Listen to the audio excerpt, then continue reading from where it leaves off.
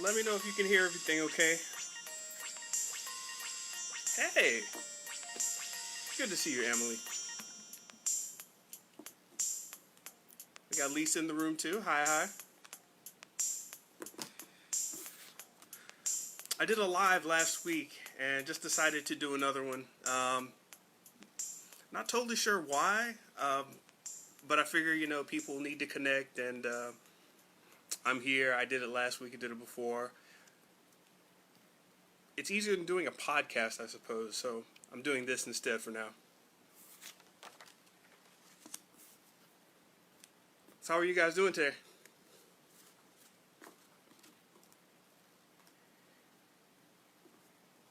Is it hot where everyone else is at? Because it got hot for us out here in San Pedro. I am burning up. Trying not to turn on the fans and AC for the audio. That's why I have my mysterious liquid again. It's good liquid.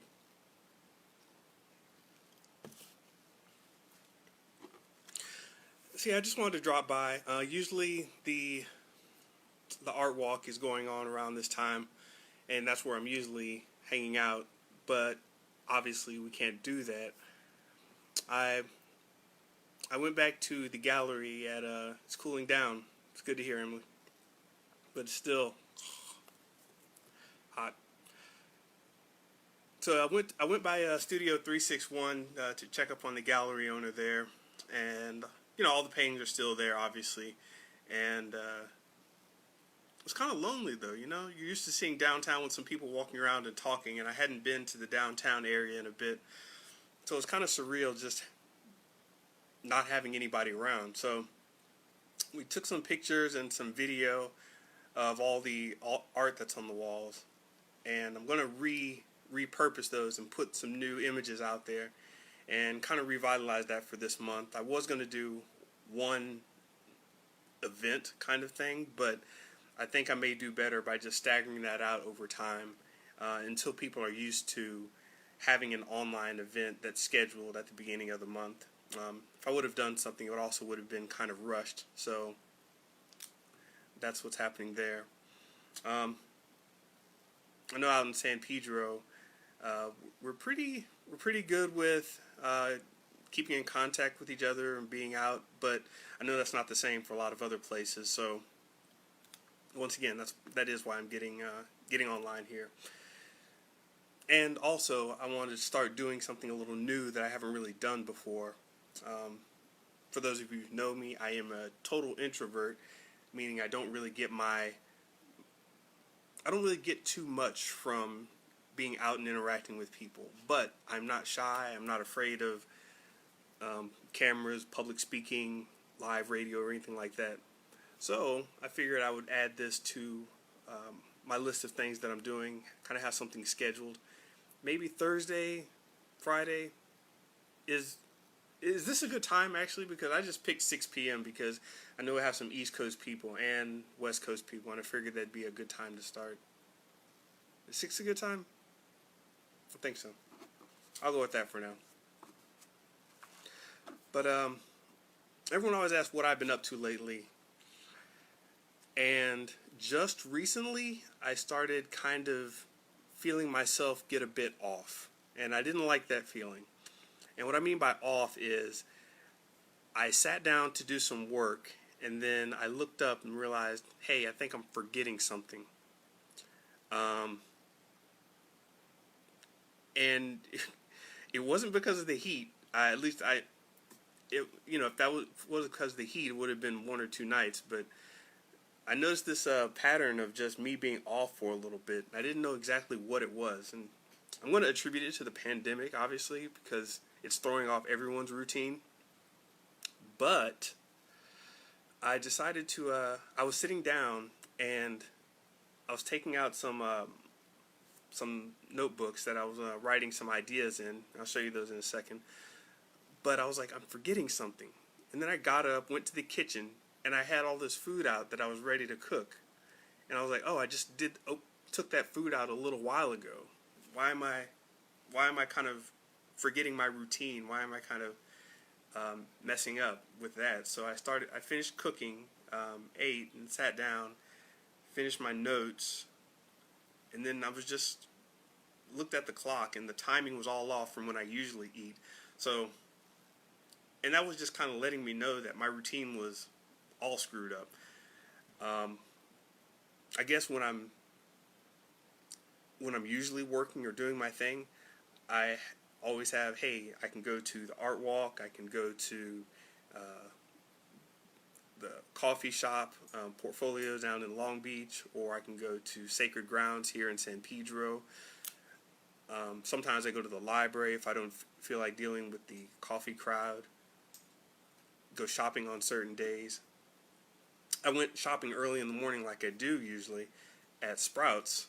And what was weird is, well, not weird, but, they're letting the older population go in first. So I ended up sitting outside or kind of goofing off for about an hour before I could go grocery shopping. And little things like that keep building up, throw you off. Exactly. Nobody has a routine anymore. But I didn't realize how much it affected me. It was just really, really throwing me off.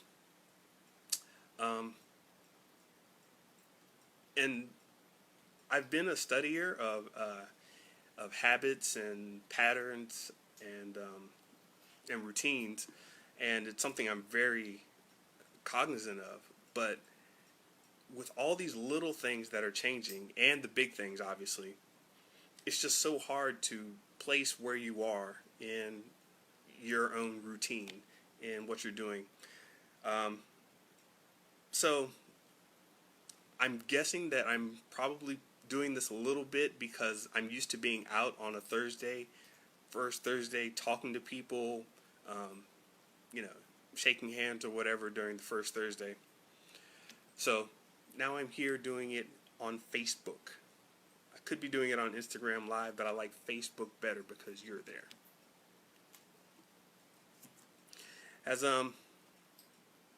So one of the things that I mentioned, my sketchbooks that I've been doing. So one of the things with that is, just to give you a little background on how I do things, I keep sketchbooks around so I don't have ideas floating in my head that I don't know what to do with. I keep little notebooks around to jot down ideas, quick ideas, or I save them in my phone somehow, audio or texting it. But I also have actual sketchbooks, and I'm going to show you a few of those really cool stuff in there. But I do that because I want to not have any of these ideas floating in my head thinking that they're good ideas or bad ideas or just taking up mind space, mind share. I need to get them out, put them somewhere so they can sit, marinate, and then go about their business. So I posted one of these images on Instagram, but these are just a stack of some of my sketchbooks. Different types for different reasons. Most of them are these kind that I get from Daiso. It's a little Japanese store out here in California. I don't know if they're anywhere else. Little Daiso stores. I've only seen them out here, but they're like dollar stores, but not cheap like dollar stores. Anyway, for like this one, I called it my Hero Heads notebook, where I just store all types of pictures of different heroes. They're very iconic, and yeah. So that's like my Batman character set. Superman character set. DC heroes. Got Robin, Green Lantern, Supergirl. And then some of the Kent family here. On the top, Doomsday at the bottom. Brainiac over here, my version of that.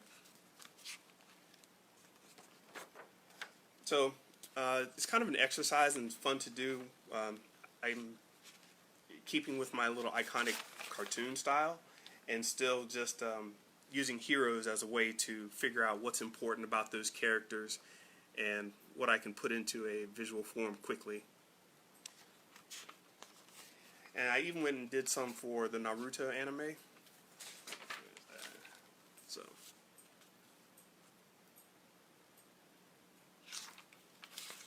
So those are fun. So anytime I have these characters that I see somewhere, I just do a quick little sketch of them, try to get the idea of that character.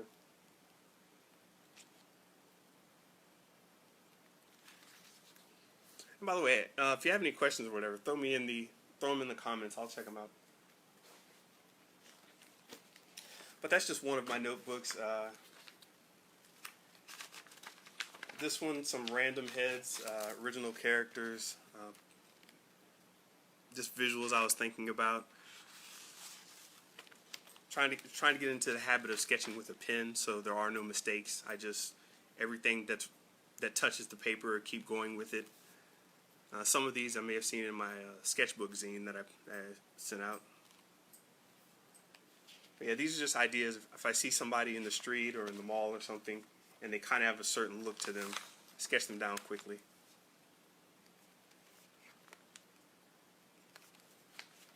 Scraps of paper are definitely good to sketch on.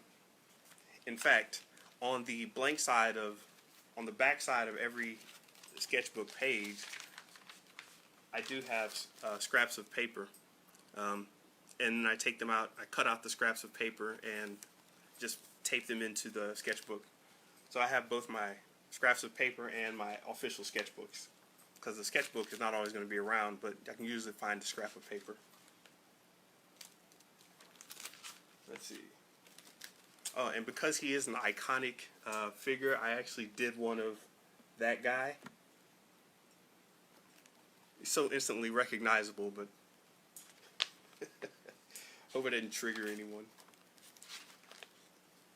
Yeah, scraps of paper are great.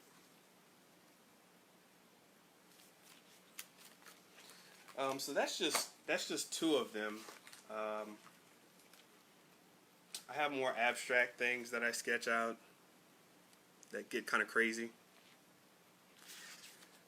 Some shape studies, form studies, like how quick can I throw things down in a couple lines or with marker, different types of materials. This is good to keep your ideas flowing and not getting stuck thinking on one type of thing.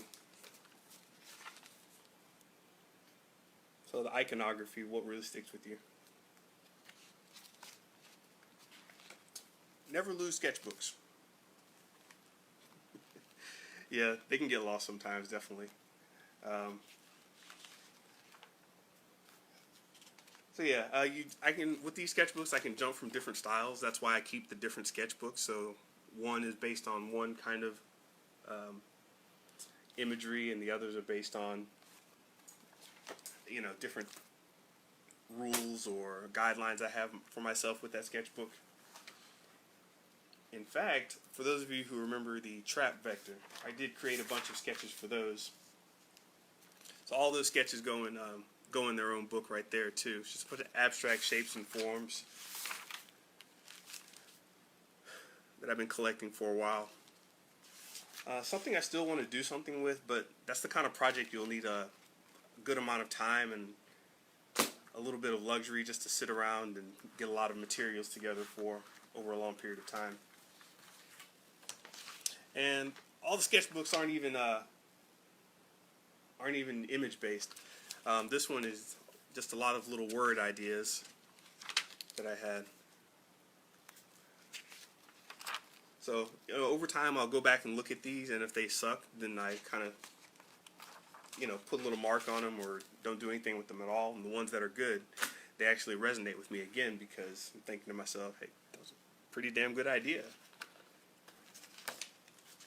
And one other thing to note about keeping idea books like this, or sketchbooks, you don't even have to know how to draw. It's an extension of your thoughts and ideas. If you can get them organized in a certain way, so if you ever have a thought like, hey, what can I do with this t-shirt design, or hey, what about a logo for somebody, you can always flip back to your sketchbooks and just kind of flip through, find out where you've been and where you are right now. But one thing you'll notice is that with these sketchbooks, I go trying to find an empty one here. Oh, well, here's one. So I created this sketchbook called Cat Politics. I won't get into why cat politics was a thing, but I put one single idea in it, and then the rest of it's just blank. So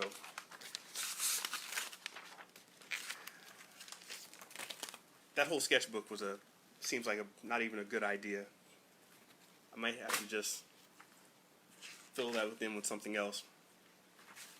But the whole point of having them squared off like this and in different sections is, unlike a normal sketchbook that's kind of free form and you fill up the whole page, or you just fit ideas and art in wherever you can, with a sketchbook that's sectioned off like that, what it allows you to do is almost like say, hey, I want to have 9 ideas down really quick, and you just boom, in one square, boom, the next square, 3, 4, 5, 6, 9 squares done, and you can go on about your business. With the free-form, very open pages, I've noticed with artists and myself that it tends to kind of, it's a little too open. And I know that's weird for a sketchbook. You're just supposed to sketch ideas and have them free-flowing. But blocking them off like that, actually, I'm not too concerned about any one block meaning anything. And see, this is what I meant about, not needing to be able to draw. I just threw this down. This is the iPhone 11 three-eyed God idea or whatever. Maybe a guy will have the 3 camera lens as an eye or something. It's a face. I don't know. It was just something I threw down really quickly. I haven't seen these sketches in a while, so I'm actually like, oh, I totally forgot about that. In fact, I actually made a painting out of this sketch right here. Press start to continue. Totally forgot that I actually had a sketch for that, but that's how it happens. And yeah, so you find your different sketchbooks, your different ways to get your ideas out, and it doesn't have to be a sketchbook. It can be just a lined notebook if you've got one of those. This is one of my books with just different notes about thoughts on deep esoteric stuff, and I actually just write down a bunch of thoughts towards the end of the night. May get into that one day. Which part was a good idea, Emily? Let me know. Let me know what part works for you. And also, just for general practice, here's the book I was looking for at one point. This is a sketchbook of nothing but hands. Hands are a problem for a lot of artists, myself included. So I created a sketchbook with nothing but hands. I found references from photographs and comic books, and just basically kept making hands, different kinds. Started getting a little more superhero-ish with a lot of these. Holding a bomb. Here's some more sketch type hands. Okay, yeah. The 9 parts. I found that was just a very good, solid number for a sketchbook. Not too many things to deal with. You can finish up 9 pretty quickly in one sitting and then go on to the next set. But yeah, sketchbook full of hands. And I was really happy with, you get more confident as you do more, obviously. And when you have a numbered book, you can count them out. Like if there are 9 on a page, you can say, hey, if I'm on the 3rd page, I've done 27 of these already. And this flows pretty quickly. Helps out your ideas. I was thinking about the sketchbooks because recently I've just been, as I said, trying to get back into a routine. So I'm starting up some new sketchbooks, getting to some new ideas, getting some new things generated. And when I don't know what to do, I go to my sketchbooks. What's happening, Clifton? Long time, man. No, Clifton from way back. Good guy. And one other quick thing I use is index cards.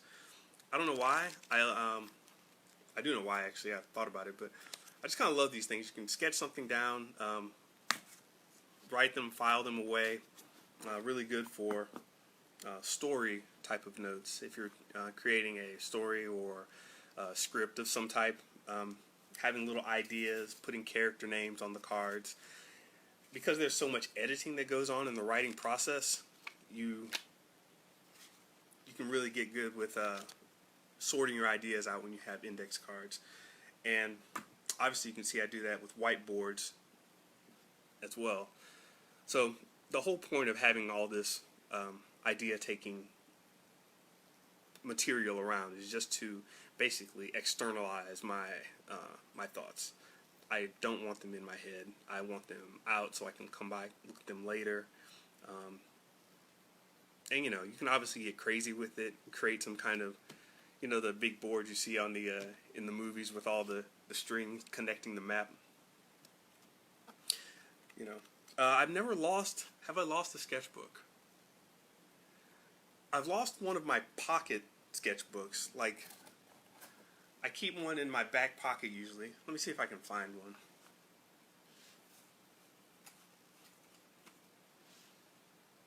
I don't have any around right now, but very small sketch. I have one.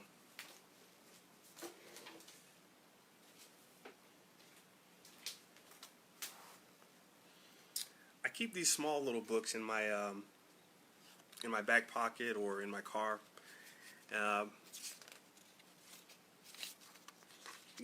And this one is just full of this is actually full of things that were pissing me off, mostly pissing me off. If something was making me mad, I just kind of wrote it down and then said I can do something about this later. And if it's in the book, it's not in my head, so I don't have to worry about it or whatever. I'll come back to it later. But yeah, I have lost some of these little ones. The bigger ones kind of stay in my work area in one place, so when I come down to put some ideas or record them, they're all in one place and I don't really lose those. Yes, I do keep my ideas separate, my verbal and my sketches. There are some of them that intermix, but for the most part they stay separate. I don't have a good reason for that. I think I'm just in a different mind space when I'm sketching out visual ideas and verbal ideas. I have one sketchbook somewhere in here where you can see that. Let's see. Yeah, like this one. I have a couple visual ideas, and then I throw in the written stuff on the sides also. So that does happen sometimes. But not too often. Not exactly sure why. I think with the way I work, one type of thought tends to lead. So I'm either thinking visually and then the words follow from that, or I'm thinking literally, textually, and then the images come afterwards. So I'm usually thinking in one of those avenues, not both at the same time usually. Yeah. But that's what keeps me sane right now. Just I'm going back through ideas and things that weren't possible before. I'm actually trying out now, and things that I wasn't able to fully realize or didn't have time to. I can get in there and heck, go through all these things because, as I said, it's a gang of sketchbooks and gang of notes.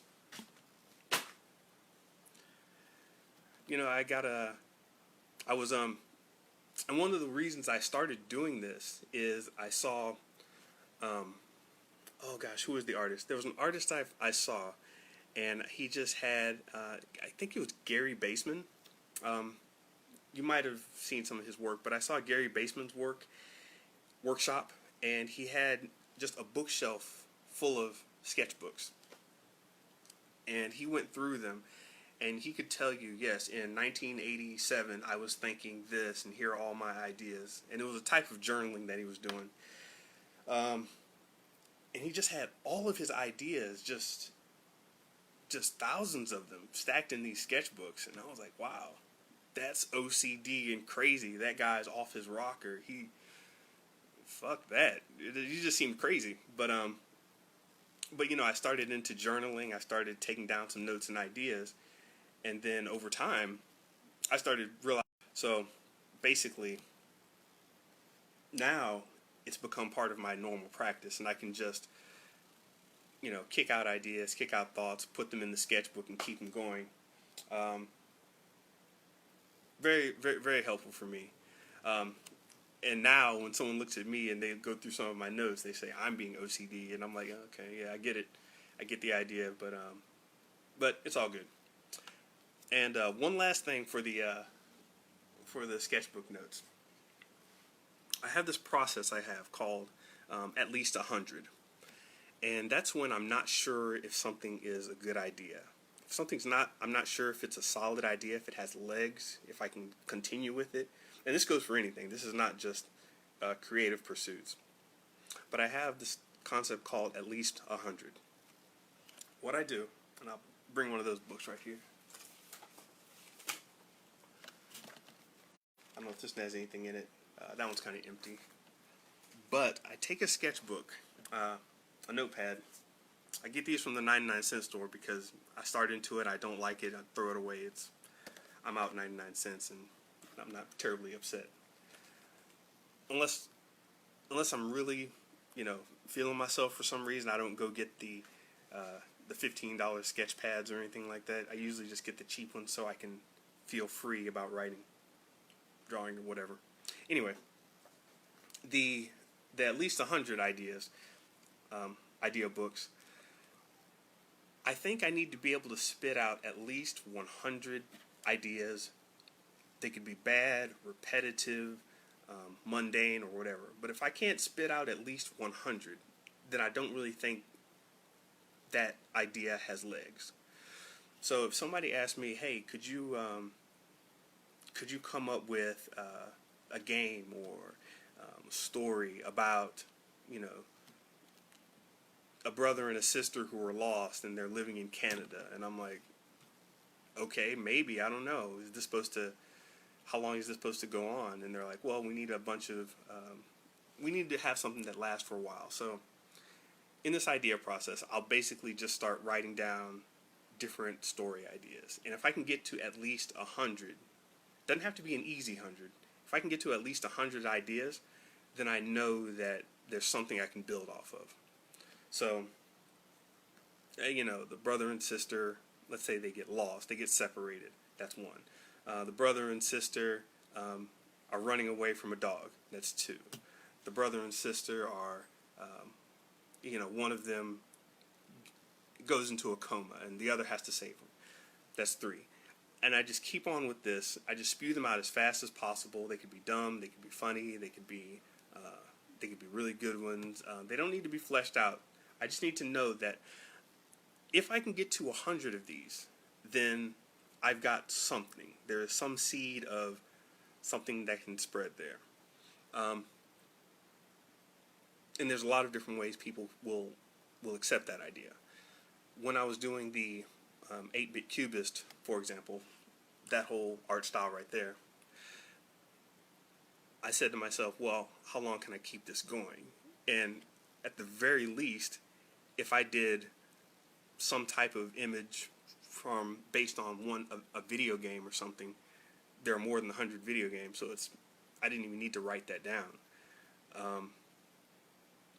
If I was going to do a podcast, can I get to at least 100 episodes? Do I have 100 podcast ideas? I would just start plowing through every page, writing down one by one by one.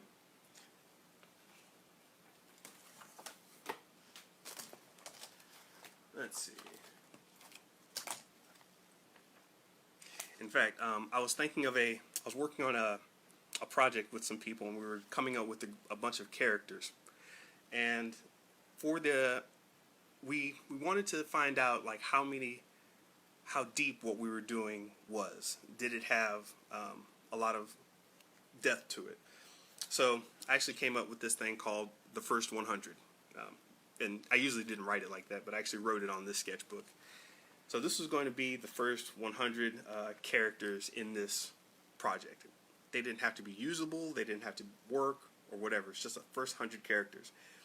And I just started every page. I would like throw down a little character idea, really short sentences about that character.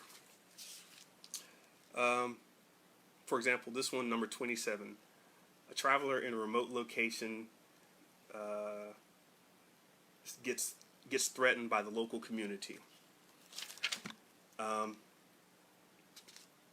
good Samaritan tries to help someone who's cursed, and he ends up getting cursed.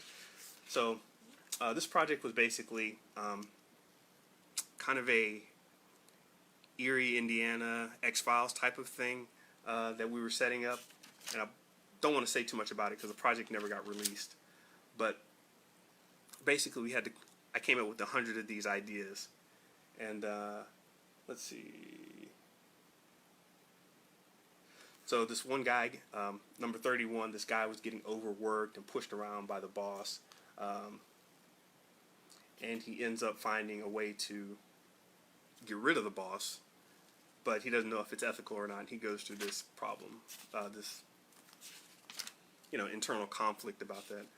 So yeah, I just kept on coming up with quick ideas for characters, and the point wasn't that I was going to use them at all, or that I was going to actually put those ideas into publication. Is the fact that given this world, given this story, given this set of characters, can I create 100 good ideas from that, or 100 usable ideas? And usable is very, very loose. It can be total crap, but I found that the first 10, 20 ideas are really easy. I can just kind of spit them out, and then from like 20 to 40, I start to put out crap ideas, and I don't know what I'm doing with those.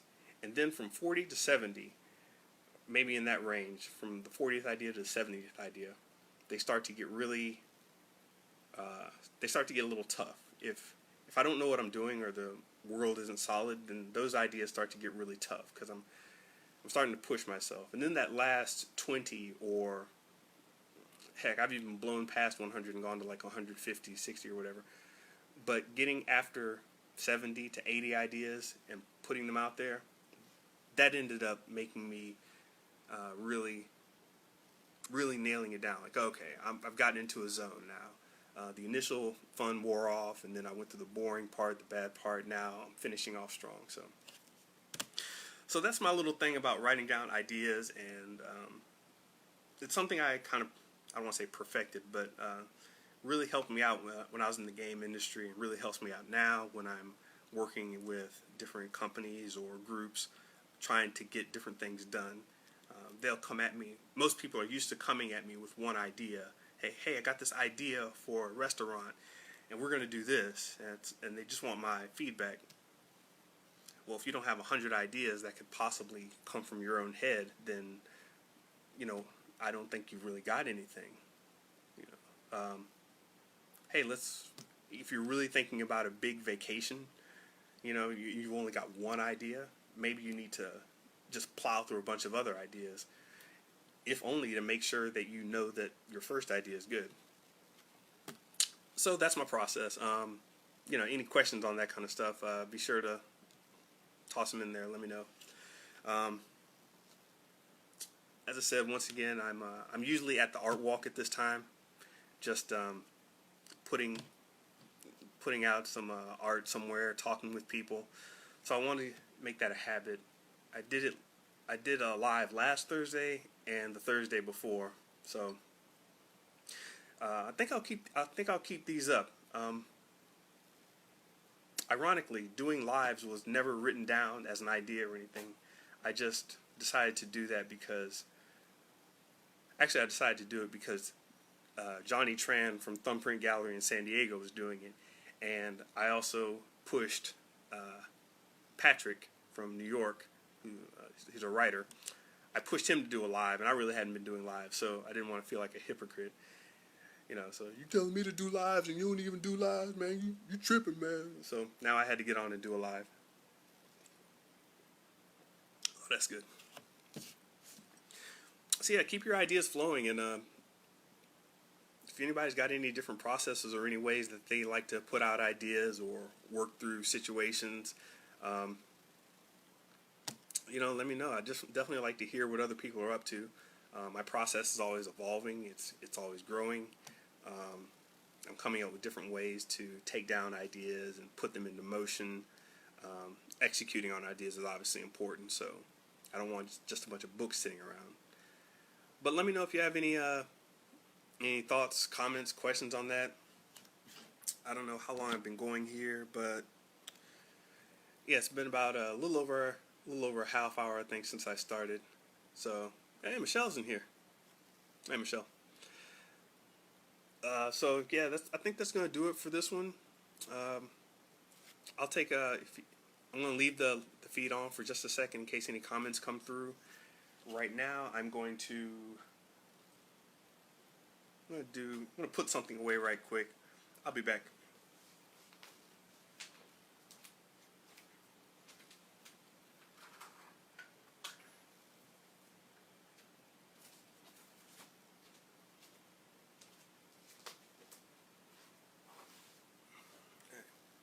All right. Have I written a book? I have in a certain respect.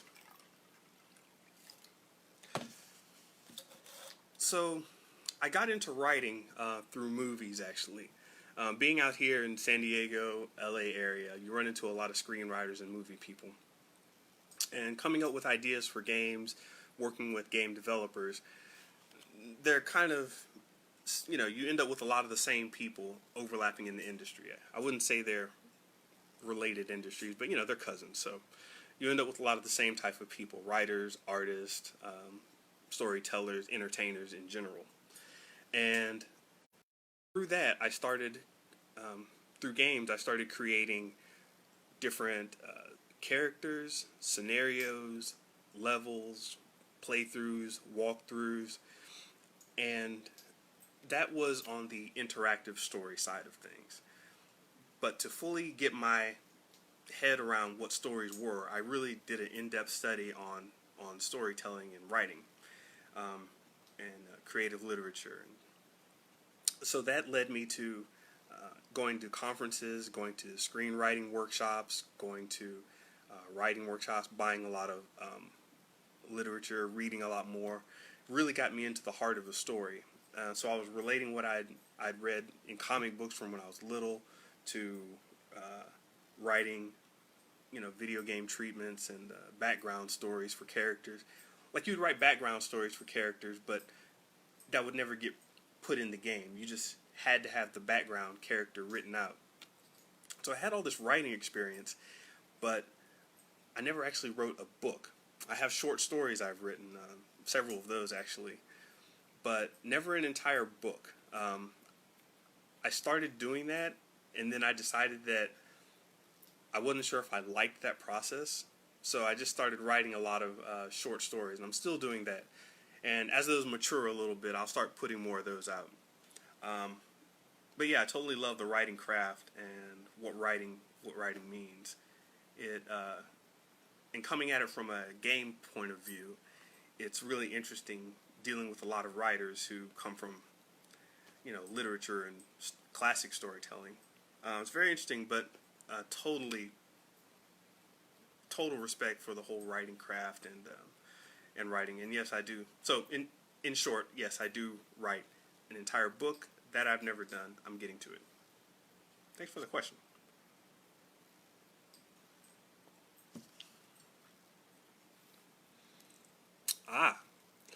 What's the background story on my character in Red Dead Redemption? My character in Red Dead Redemption was a bandit. There's actually, in the first Red Dead Redemption, there are actually two characters. One of them has my name, and one of them has my image. One of them has my name, and one of them has my visage, the way I look. The guy who looks like me his name is Rufus Higsby. He's in the Armadillo area of the game, and he wears a top hat that's kind of crooked to the side.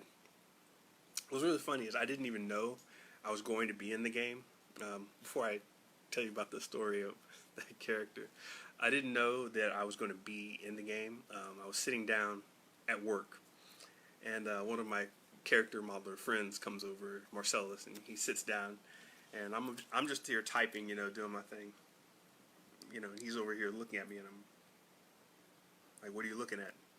And he's like, "Oh, nothing, man. Just seeing how you were doing, checking on things." And I'm like, "Okay," and I just went back to work, and I chatted with him for a little bit.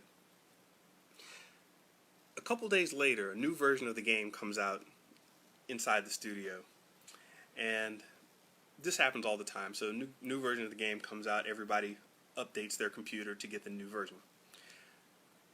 A couple rows away from me, in another cubicle, one of my friends stands up and goes, "Yo, I just shot Benja in the face," and starts cracking up, and everybody else starts laughing too. And I'm looking around like, "Wait, I got shot in the face. What are you talking about?" So I load up my updated version of the game, and there I am running around the armadillo area, and yeah, whenever we saw somebody in the game that looked like another one of us, we would just start shooting them, taking pictures of them, dragging them on the back of the horse. It was terrible. That's the story of how I got in the game. The character's actual story, it wasn't one single character. There was a group of bandits that had broken off from a major faction of gangsters, and instead of becoming kind of a strong faction of their own, they just became these weird little bandit bums, who would wear these red sashes around their waist or their neck or whatever. As I said, my guy had a top hat on, so they had this kind of like, yeah, we're all high and mighty, and, we only have 3 teeth in our mouth, and it was a weird group of guys, but they were supposed to be like this offshoot of another gang, and so anytime we set them up in the game, it's like, okay, well, we know what type of people these are, so we can automatically write scenarios of stories that make sense for them. Like they're more likely to rob, a lonely stagecoach for a couple pieces of gold instead of trying to get together and rob a bank. So when you have a story like that for a background character, it just makes a lot of your decisions in your head. It makes your decisions a lot quicker because you know what the background story is. Even if we've never talked about it, even if we never put it out there, if you know the background story of a character, you can just go ahead and create a quick little idea about, hey, this guy seems like the kind of person who would steal a horse in the middle of the night. It's like, yeah, he would do that because he's that kind of scumbag. But he may not seem like the kind of scumbag to go, rob a grave or shoot somebody's husband or whatever. So that's what we use background stories for mostly. It was just so we can keep a consistent idea about who different characters are in the game and how they should react. If I have a good background story, I don't have to confer with the art team on how this is used. I can just go ahead and look at the background story and say, okay, well, this makes sense for this character, let's go. And they can do the same thing. Of course, there are little arguments here and there, but basically, if everybody starts to add notes to this large Bible of ideas for characters, the background stories, their looks, their places of origin, etc., then that's the only way large teams like that can function. That goes for movies, projects of any more than like 5 people. You'll definitely need something like that. Yeah, a lot goes into those games, and a whole lot that you really don't see. I mean, I know you've probably watched a movie and somebody sitting next to you has watched the same movie, and you both will have noticed different things within the movie. Well, within a game, one person could go down a path and another person could go down a completely different path. I mean, literally see 2 completely different parts of the game and never have anything in common to talk about with the other players. And that's really fascinating about games, because you can go any which way you want. You can definitely segment the experiences get segmented, depends on who's playing it and where they're playing it, and just what kind of person they are. Yeah, a whole lot goes into it though. It's really fascinating and fun. Now, I'm totally thankful for my experience with all of that. So yeah, but I do need to get out of here. Did have fun doing this. I think I'm going to keep doing one of these maybe once a week, once every 2 weeks or whatever. I want to see how everybody's doing. I will leave links up to whatever I think I may have talked about. Talked about some idea books. Talked about some writing resources. In fact, I have some writing resources. I may type them up at some point. But yeah, I just want to. People always say I never keep in contact with anybody. Figure I can do lives easy enough. So I think I'll keep doing this every so often. Give it a name. Benja and the Mysterious Liquid Talk or something. Alright, well, that's enough. I'll keep it up. Thanks everybody who came through. Definitely good to hear from you, Chapman, and seeing Derek in the room too. Michelle, Emily, everybody who came through. Appreciate it. Play some music right now.